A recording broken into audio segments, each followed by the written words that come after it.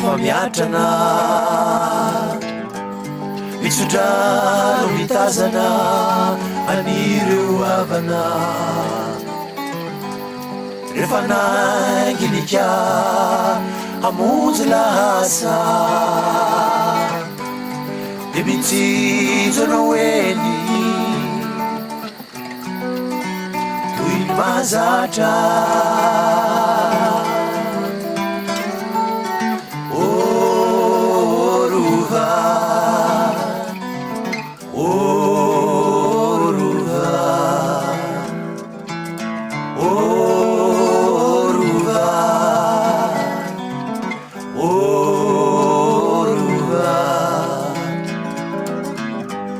rehefa toandro indray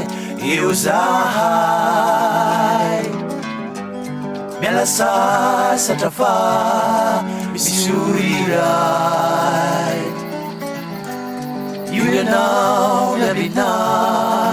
ikony sainanay ka na de malaindainaza ny fahitananao zava-dehibe zay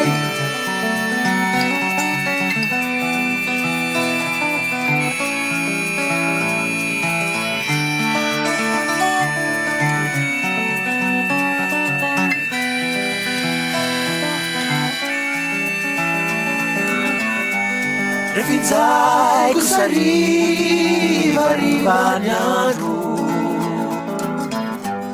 alokalofa ny raona amena masoandro andalova nireo vorona tosarin-javakanto mitantara ny ela kolotsaina